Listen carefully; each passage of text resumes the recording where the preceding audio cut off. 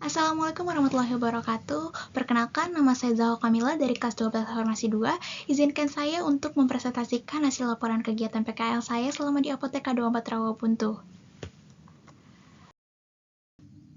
Yang terhormat Bapak Rohmani Yusuf SPD MPD selaku Kepala Sekolah, Ibu Nafidatul Jannah Sarjana Farmasi selaku Kepala Program Studi Farmasi Klinis dan Komunitas, Bapak Dr. Andus Nunung Agung Nugroho selaku Pembimbing Sekolah, Ibu Sumiatun MPD selaku penguji, Bapak Sigit Haripurnomo selaku pemilik sarana Apoteka 24 Rawabuntu, dan juga Ibu Apoteker Sandra Ayu Oktavira Sarjana Farmasi selaku apoteker pendamping dan juga pembimbing di lingkungan Apoteka 24 Rawabuntu.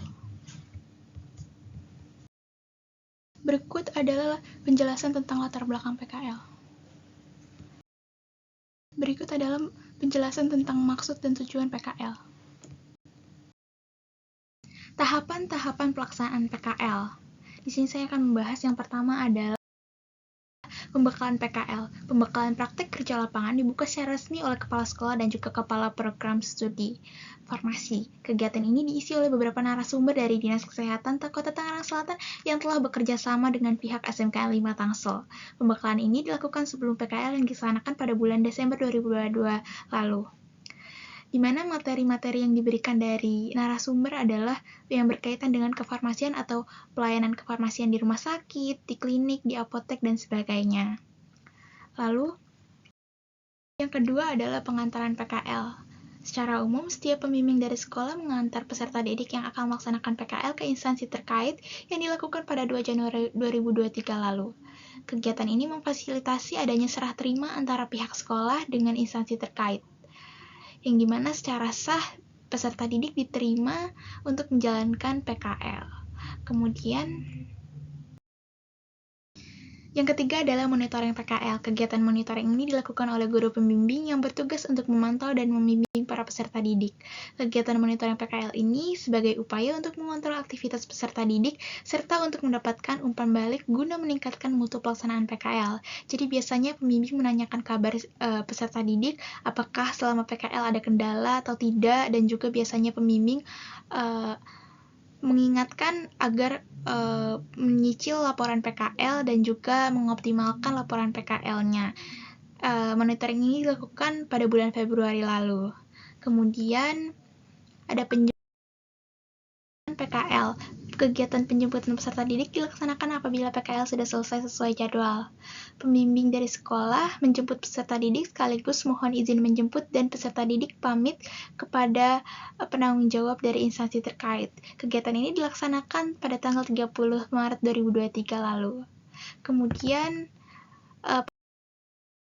pelaporan PKL. Pelaporan pelaksanaan PKL ini dilakukan secara rutin di buku jurnal PKL dengan menulis kegiatan yang dilakukan dan ditandatangani oleh pembimbing lapangan dan mengisi daftar hadir yang diberikan dari sekolah setiap harinya. Lalu yang terakhir adalah penilaian PKL. Penilaian terhadap peserta PKL secara garis besar dilakukan dengan memperhatikan kedisiplinan, kerapian, inisiatif, kerjasama, motivasi kerja, dan perilaku selama PKL berjalan. Berikut adalah gambarnya. Lalu saya akan membahas bab berikutnya, yaitu kompetensi yang dihasilkan. Yang pertama adalah definisi penyakit diare. Diare didefinisikan sebagai pengeluaran dan kekentalan feses yang tidak normal. Menurut WHO, diare merupakan buang air besar yang lunak atau cair dengan frekuensi 3 kali sehari atau lebih dalam sehari. Diare dapat diklasifikasikan berdasarkan lama waktu diare, yaitu diare akut kurang dari 15 hari dan diare kronis lebih dari 15 hari. Gejala penyakit diare yang sering terjadi biasanya adalah perut mulas, mual dan muntah, buang air besar, cair, sulit menahan buang air besar, pusing dan lemas, nyeri, dan juga kram perut. Lalu ada terapi non-farmakologi. Tindakan paling penting dalam penanganan diare adalah mengkoreksi kehilangan cairan tubuh dengan minum larutan oralit ataupun air putih untuk mencegah terjadinya dehidrasi. Lalu menghindari pemicu diare seperti perilaku pola hidup sehat, mengkonsumsi madu karena madu mempunyai sifat antibakterial. Lalu gunakan air bersih dan menjaga sanitasi. Lalu ada terapi farmakologi. Berikut adalah obat-obatan yang sering digunakan bagi penderita diare, yaitu adalah Nyodiatab, Snorit, Triagid, probiotik seperti Interlac, Cliprolac, Elbio, dan juga zinc. Interlac, Cliprolac, Elbio, dan zinc ini biasanya bisa digunakan bagi anak-anak ataupun usia balita. Lalu,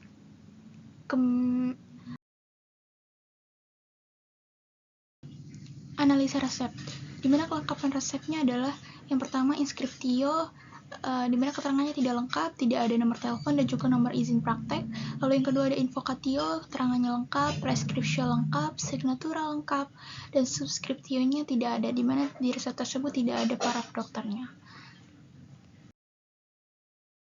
Monografi bahan, yang pertama ada San Prima dengan golongan obatnya keras antibiotik, mekanisme kerjanya menghentikan pertumbuhan bakteri, indikasinya infeksi saluran pencernaan, infeksi saluran kemih, efek sampingnya jarang terjadi adalah Stephen Johnson.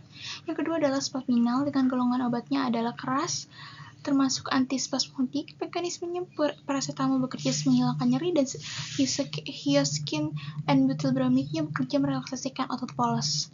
Indikasinya adalah untuk meringankan kolik abdomen seperti sakit kram perut. Kemudian efek sampingnya adalah reaksi pada kulit, misalnya kemerahan, dan gangguan yang jarang terjadi adalah gangguan sistem imun. Lalu yang ketiga adalah Lopamid dengan golongannya obat keras anti diare. Mekanismenya adalah mengurangi aktivitas usus sehingga memperlambat ritme kontraksi usus. Indikasinya adalah diare akut non-spesifik dan diare kronik. Efek samping yang terjadi adalah nyeri perut dan juga mengantuk. Berikut adalah penjelasan tentang pengambilan bahan. Berikut adalah penjelasan tentang kesimpulan dan saran.